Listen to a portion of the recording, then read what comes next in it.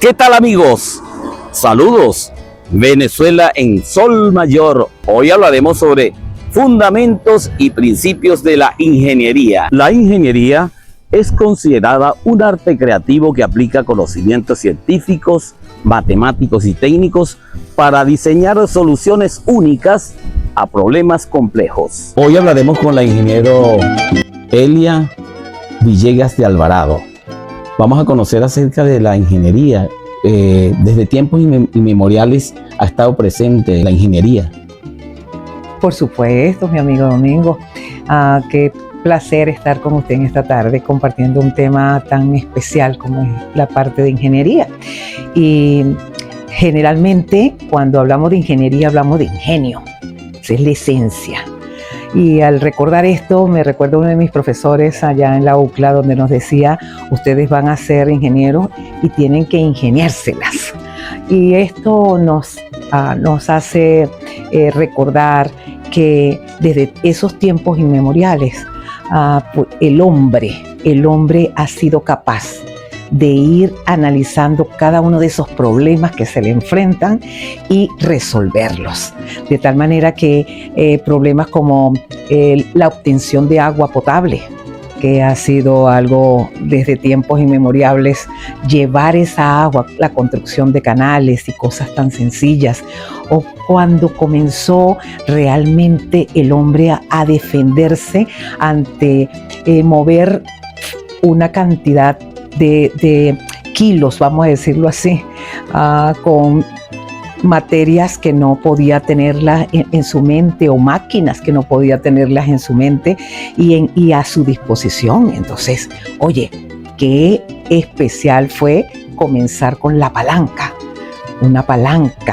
una rueda, etcétera, etcétera. Así que por eso que tenemos que irnos en la ingeniería hacia atrás, hacia esos tiempos inmemoriales. Entonces por eso es demasiado importante remontarnos allá atrás y ver el avance que ha tenido la ingeniería en todos los tiempos. ¿Y cuál es su importancia? La importancia es lo que hablábamos, es resolver problemas y tratar de hacerle fácil la vida en sociedad. El ser humano necesita ser sociable, estar integrado, y para estar integrado no podemos aislarlo, tenemos que vivir en comunidad, y para vivir en comunidad necesitamos resolver los problemas de la comunidad. La selección de materiales que el ingeniero debe utilizar en cada obra representan, entre otros aspectos, la garantía de un trabajo óptimo y duradero. Al construir las edificaciones, el ingeniero tiene por norma calcular la vida útil de cada edificación. Por supuesto, aunque el ingeniero no es un adivino que va a decir exactamente cuánto tiempo va a estar la edificación, mas sin embargo podríamos hablar de un tiempo de vida útil en las viviendas y en edificaciones, pues se habla de 50 años. Y si hablamos de los puentes, podemos hablar hasta de 100 años en puentes.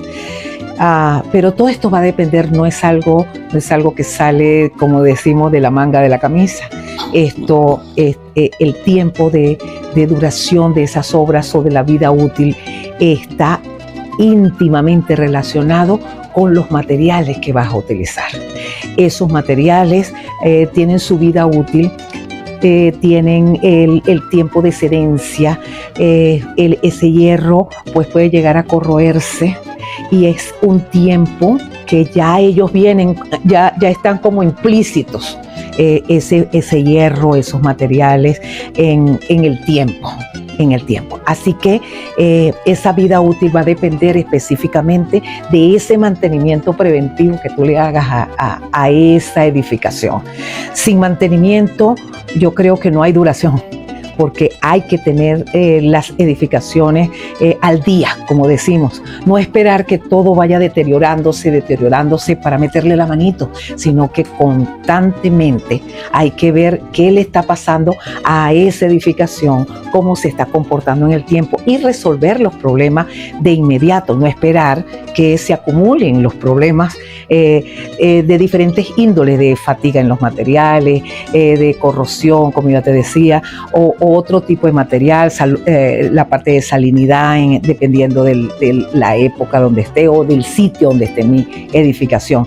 Así que yo diría que cada edificación es como un hijo, y ese hijo tú tienes que cuidarlo día tras día para que ese hijo pueda crecer, desarrollarse y estar el máximo tiempo de vida útil.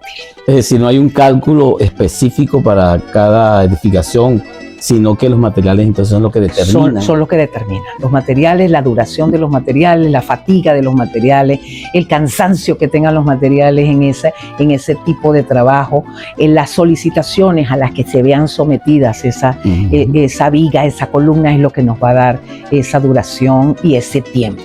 Y el uso que tenga la edificación. Por supuesto. Si usted le da buen uso, pues eso le va a perdurar, pero si usted no respeta el uso para el cual fue diseñado, entonces créame que no va a tener ese rendimiento en el tiempo que nosotros deseamos. En ingeniería se combina la planificación de principios científicos, el rigor técnico, la evaluación de viabilidad, los recursos óptimos, el diseño de soluciones funcionales y el enfoque en seguridad e impacto social, entre otros. ¿Cómo se inicia un trabajo de ingeniería?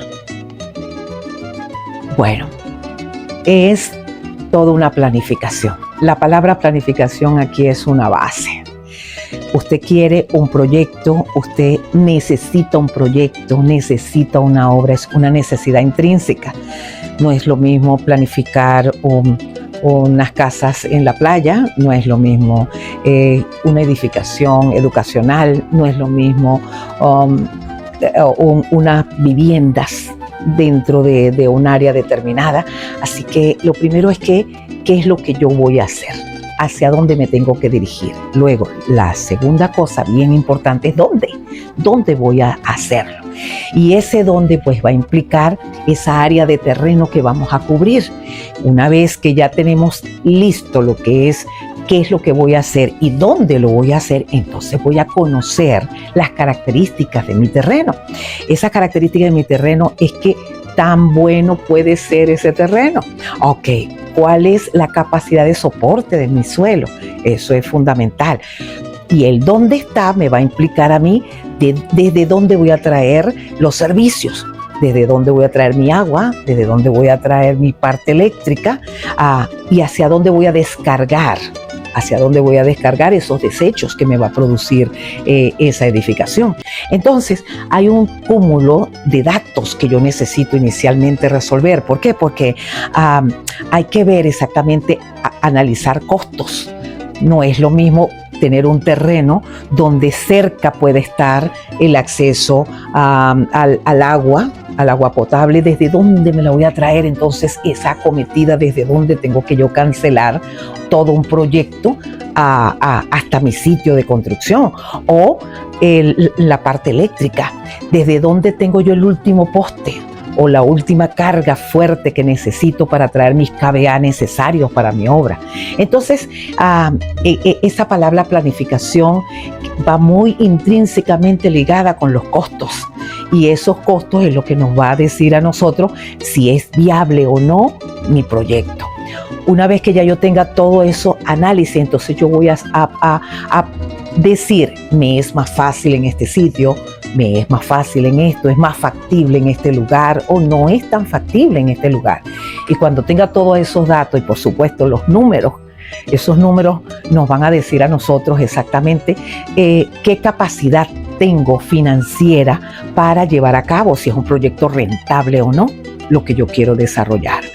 Y en esa parte es lo que nos va a dar un costo por metro cuadrado de mi edificación. ¿Cuánto me está saliendo ese proyecto en sí por metro cuadrado? Y es lo que me va a decir a mí, oye, ¿vale la pena realmente lo que estoy haciendo o realmente me está dando demasiado fuerte ese costo? Entonces, tomando todos estos factores, englobándolos en uno solo, nos va a decir exactamente, ¿es viable, no es viable todo lo que yo estoy haciendo para la culminación de ese proyecto? ¿Qué debe saber una persona empírica en construcción para ejecutar cualquier obra? Bueno, me hace recordar en este momento en mi primera obra, cuando uno de mis profesores me decía, no hay que colocarse el título aquí en la frente, porque él nos decía que de repente íbamos a llegar a una obra y el maestro de obra, que no tenía ni 6º grado, pues podía saber más que tú. Y en la práctica.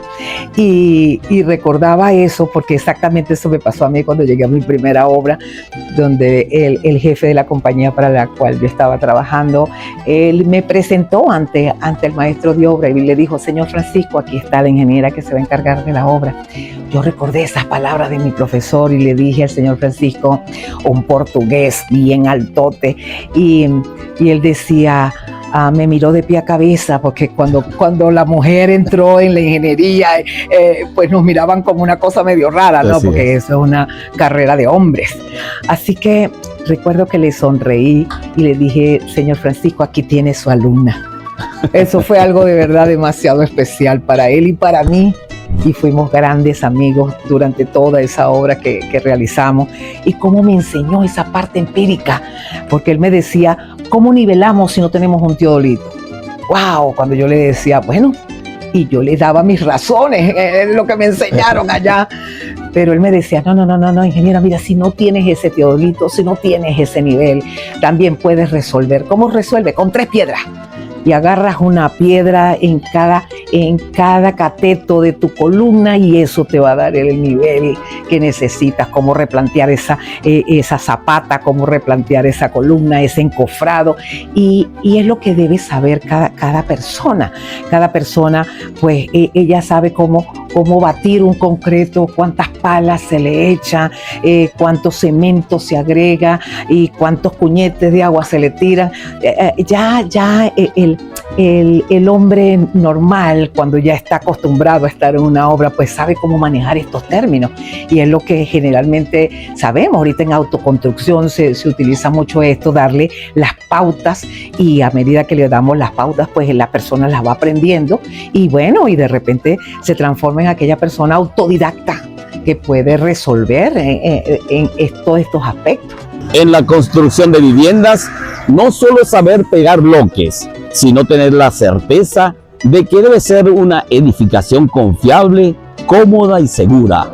Esa es la diferencia entre construir y construir con calidad. ¿Cómo se determina el uso del hierro, ese acero de refuerzo en las obras? Bueno, ¿cómo calcularlo? Sería lo ideal. Exactamente lo ideal. Hay 2 cosas muy importantes en el concreto. Y es que ese concreto, cuando está unido al hierro, pues es un matrimonio súper especial. Concreto más hierro es lo que nosotros hablamos de concreto armado. Y generalmente en las vigas, en las columnas, el concreto está diseñado para recibir esos esfuerzos de compresión. El concreto, mientras que el acero es atracción. Entonces, una vez que se ha diseñado cuáles son las cargas que va a llevar ese elemento, ya hay unas tablas específicas donde para determinada cantidad de concreto, entonces nosotros vamos a saber cuánto hierro lleva. El hierro pues viene en varillas, nuestras varillas, el acero en 3/8 de pulgada, que son generalmente las que se utilizan como estribos para columnas, para vigas, la cabilla de media pulgada, la cabilla de 5/8 de pulgada, 3/4 de pulgada y ahí en adelante. Entonces, esa cantidad de acero, de kilos por centímetro cuadrado, es lo que va a decirnos a nosotros cuánto debe haber por sección en la columna o en la viga. Cuánto necesita esa sección para soportar esas cargas. Entonces, una vez que ya tengamos los cálculos, y eso hay infinitesimales cálculos ahorita, donde hay modelos matemáticos que le van a decir exactamente cuánto es el acero que se necesita por sección. Entonces uno lo lleva al diseño del número de varillas que va a llevar esa viga o esa columna. Entonces, de esa forma, sabemos cuántas cabillas se necesitan en nuestra obra para cubrir zapatas, pedestales, vigas de riostras, columnas y toda la estructura que puede llevar arriba. Esa para la parte del hierro. Y algo que es esencial para cualquier albañil, para cualquier maestro de obra, son las proporciones en cuanto a la mezcla, ¿no? Por supuesto. En esa parte empírica que hablábamos hace unos minutos, en esa parte empírica es muy importante de notar lo siguiente. Cuando usted está preparando un concreto, generalmente le dice, échale otro poquito de agua para que se pueda mover mejor, porque no desliza la cuchara o no se puede trabajar. Pero yo quiero decirle lo siguiente, cada elemento, se llame arena, se llame piedra, se llame cemento o se llame agua, todos ellos van a entrar en una proporción. Y la proporción es la 1, 2, 3. Una parte de arena, 2 partes de piedra y la parte del cemento. El 9% es el agua que va a formar parte de esta mezcla. Entonces, ¿qué es lo que nos sucede generalmente en obra? Que al albañil le gusta echarle más agua. Generalmente, agrégale otro poquito de agua. Bueno, cuando usted le agrega otro poquito de agua, lo pone más trabajable, mucho más trabajable. Pero resulta que a medida que usted le agrega agua, pierde su resistencia. Nosotros podemos hablar por lo menos de una resistencia de 180, 210, 250, 300 kilos por centímetro cuadrado, que es la resistencia que se obtiene de esos elementos que usted va a vaciar.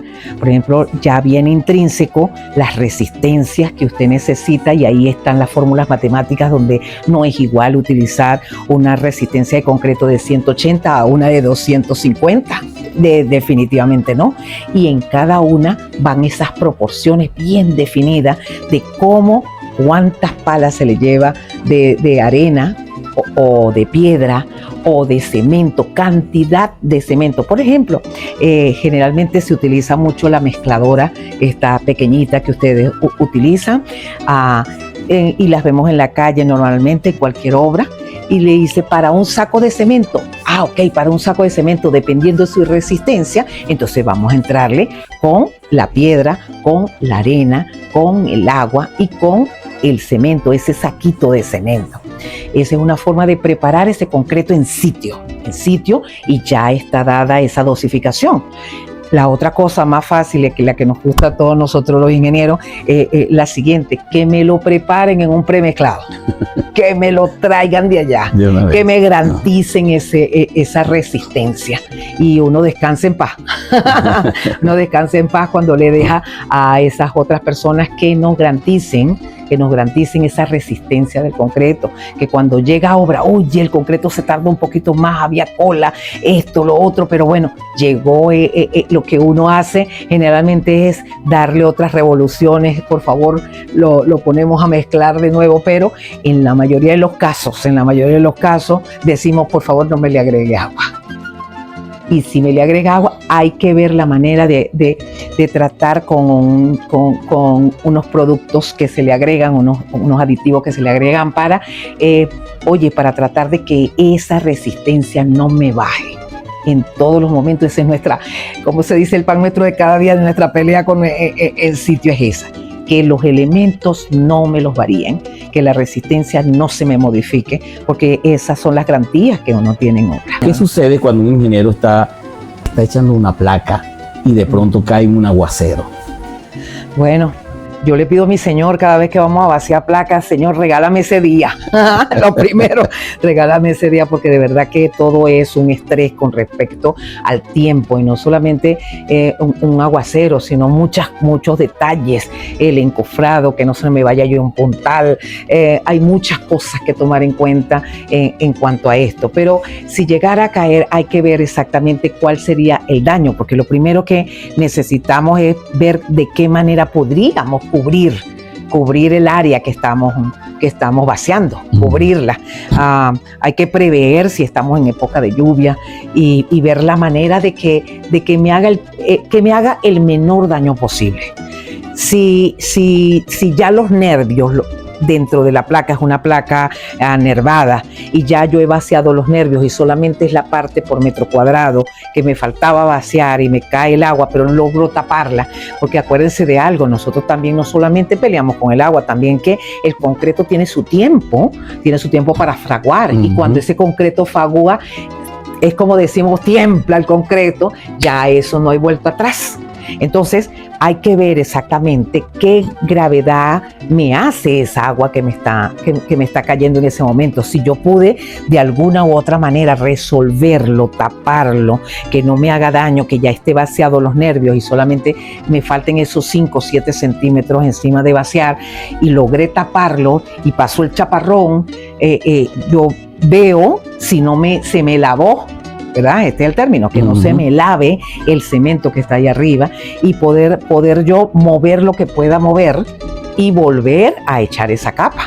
O sea que no podríamos generalizar la respuesta sobre un solo tópico, sino tengo que ver exactamente cuál es el daño que me le ha hecho ese chaparrón de agua a mi placa.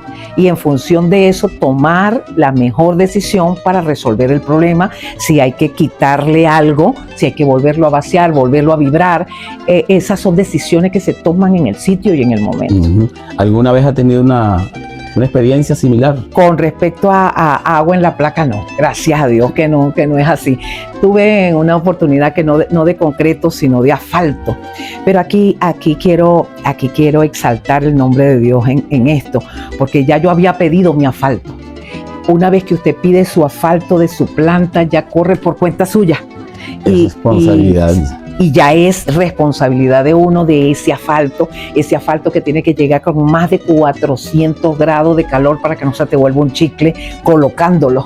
Y estando en una ciudad en Miranda, exactamente hacia Carabobo, exactamente me ocurrió, yo había pedido mi asfalto y de repente se me vino una nube de esas tremendas.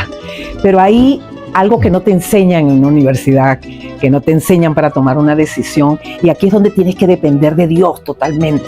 Cuando yo le dije, Dios mío, ¿qué hago? El que estaba en la mototradilla dice, ingeniero, venga acá, suba, mire lo que viene allá.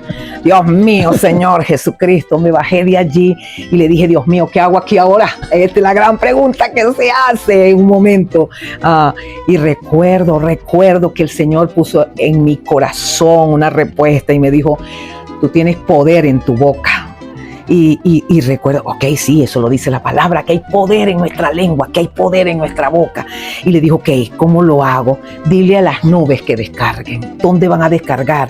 Exactamente en un puente que tenía más de 300 metros, tenía ese puente. Y le dije, nubes, ustedes van a descargar allá. Me fui a mi calle donde iba a echar el asfalto, me pregunta, ingeniero, ¿qué hacemos? ¿Colocamos? Y le dije, vamos a colocarlo.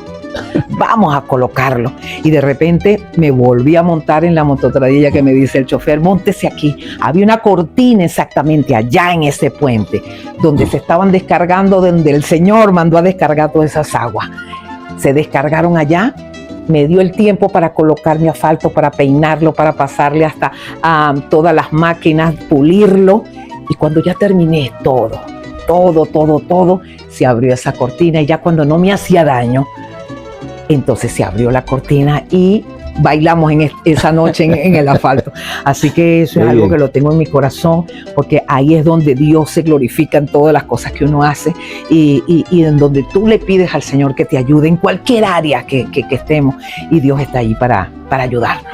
La ingeniero Elia Villegas de Alvarado, egresada de la UCLA, una de las universidades más reconocidas en nuestro país. Así es, UCLA. ¿En qué año? Quinta promoción, 1986. La construcción de las pirámides y el uso de la palanca figuran entre los más significativos acontecimientos de ingeniería del pasado. A lo largo de la historia, por la ingeniería han desfilado hombres muy valiosos que con creatividad y agudeza lograron transformarla hasta convertirla en pilar del desarrollo tecnológico y económico. La ingeniería nació de forma paralela al desarrollo humano, convirtiéndose en una de las herramientas más fundamentales y transformadoras desde la época de la prehistoria hasta la era digital. Recuerden que la vida es un espejo que a la corta o a la larga refleja lo que somos. Sembremos en los niños el amor por nuestro folclor. Seguimos afinados a un mismo tono. ¡Hasta la próxima!